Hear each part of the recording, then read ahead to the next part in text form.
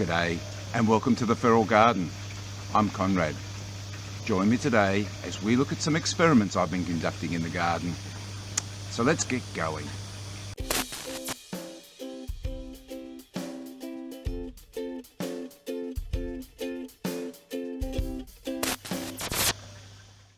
Welcome back to the Feral Garden. Today we're going to look at a couple of experiments that I've started in the garden. Now in the past we've looked at the wicking beds, we've looked at the aquaponics, and we've looked at how I put a shade over the whole lot. And that was the garden for a long time. But things don't stay the same. Always like to experiment and try new things. So I've got a couple of new experiments I want to show you today. The first one is hydroponics. Now hydroponics is where you're using a man-made solution that feeds the plants. It's a soilless structure and there are lots of different ways of going about doing it. Now I was thinking about doing a fairly complicated one to begin with, and then I discovered this new method. This new method is called non-recirculating hydroponics. It's often named after the professor who devised the idea. He works out of a university in Hawaii and his name is Professor Kratky. So often you'll hear it referred to as the Cracky Method. The idea of this particular method is you use a container, fill it up with a solution, but it doesn't circulate like in other systems.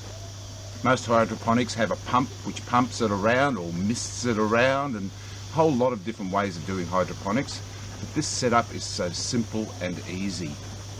The solution in the tub feeds the plants for the life of them, and as the solution gets lower and lower, the plants are able to get their air from part of their roots and the nutrient from the other part.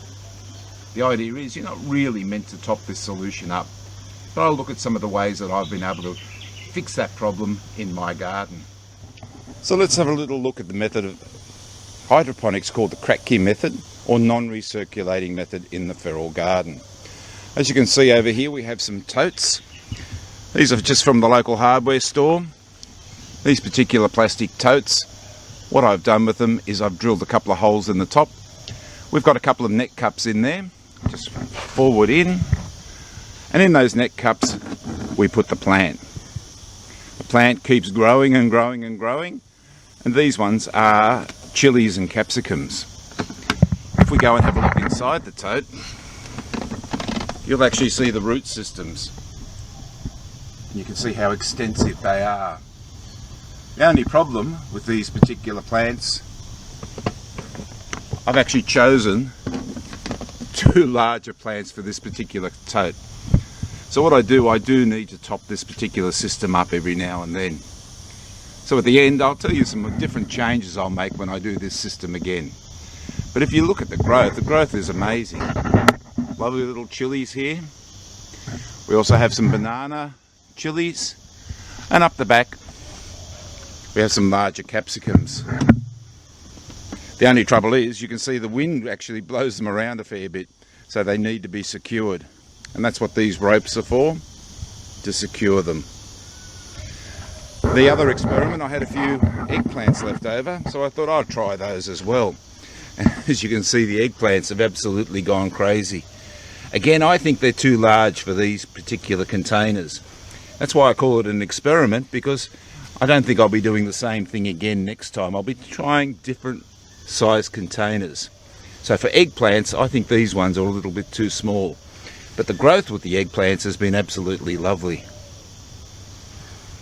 The best size plants are these size. This is strawberries. I've actually harvested them fairly recently. Not a big fan of strawberries myself, but the girls love them. And they're going really well. Probably the best size plants to use in a system like these are greens. Over here we have some bok choy. Got a little bit of basil that I put in as well. Basil is not doing quite as well as the bok choy. Again, if we open up the container, you can see these containers haven't used quite as much of the liquid as the others.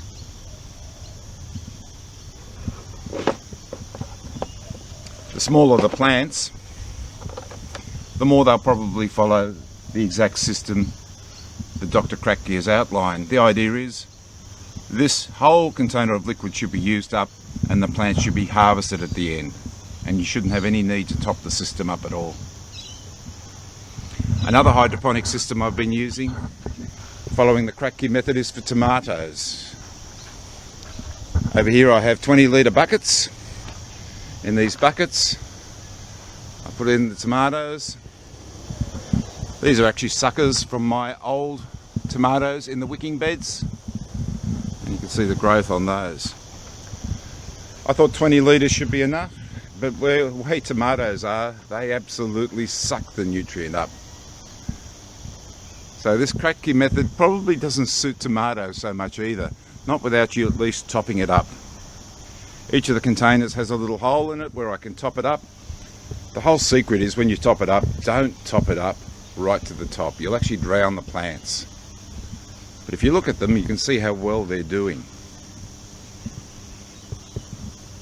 Now the actual nutrient solution that I'm using is down here. This one is called Biodiesel. It's a bio-mineral grow and bloom nutrient 2-pack solution. You get part A, which is red, part B, which is green.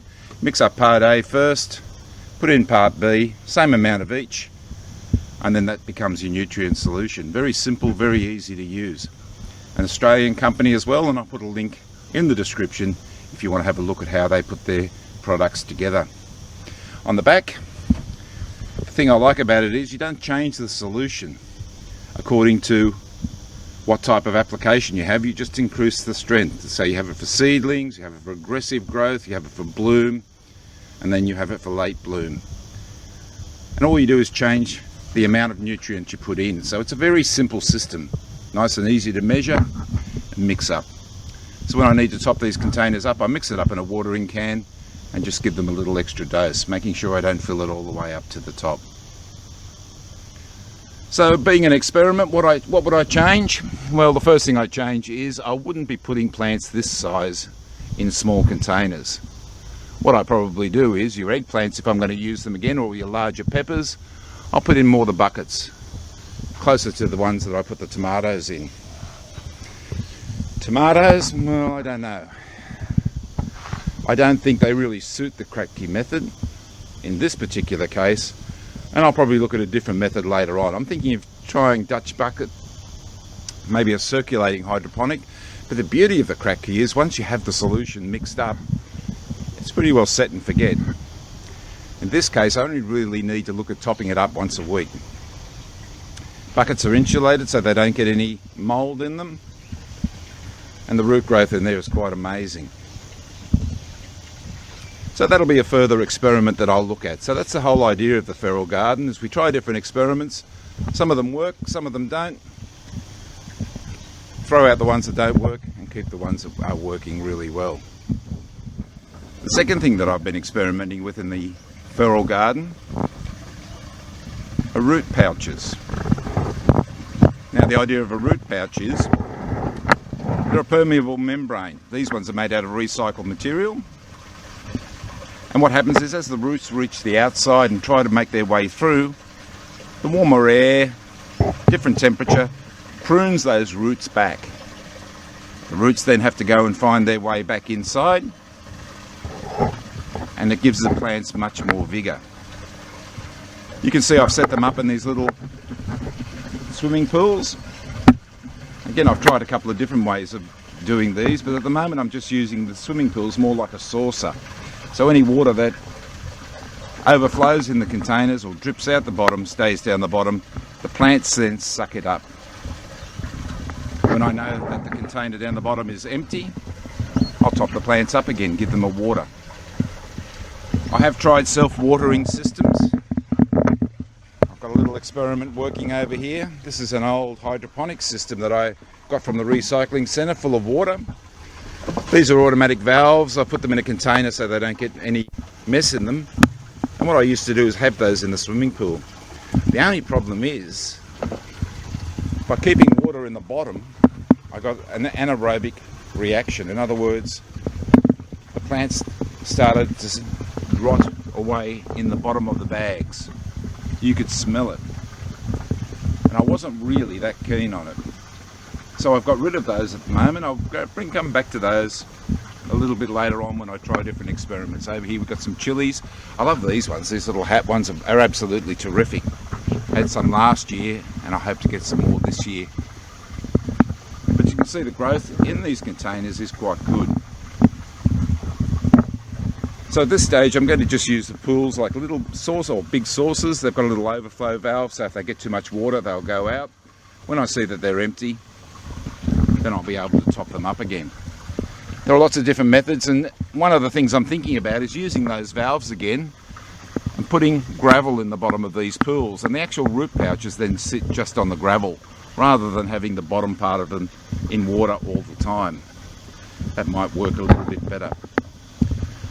Lots of groups on the internet that just grow all their fruit and veggies in these swimming pools. Aquaponics, I think it's called. Lots of different names for it. That's just an experiment. We'll see what works and what doesn't, which plants seem to love it and which ones don't. And that's all part of the feral garden. The beauty of both those systems is they can be done anywhere. You don't need soil at all. You can have a concrete patio area that you do that in.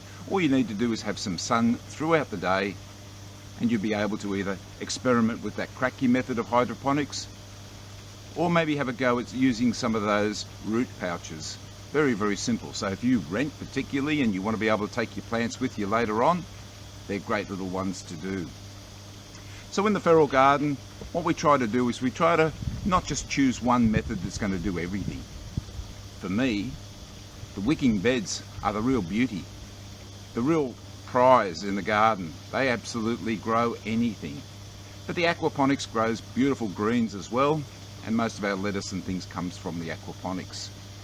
The experiments I'll see how they go. I'll see which works, continue with that, and it just is an interest in the garden, just something new. But I found the hydroponics a lot easier than I thought it was, particularly with that two-part solution. It's easy to mix up, and it pretty well is set and forget. You can of course make it much more complicated. I'll put links in the description to all of those places that you can get those particular materials from if you're interested. So thank you for watching the feral garden. Of course, if you have any questions or comments, put them into the video and I'll answer them as soon as I possibly can. And join me again for another episode. See you then.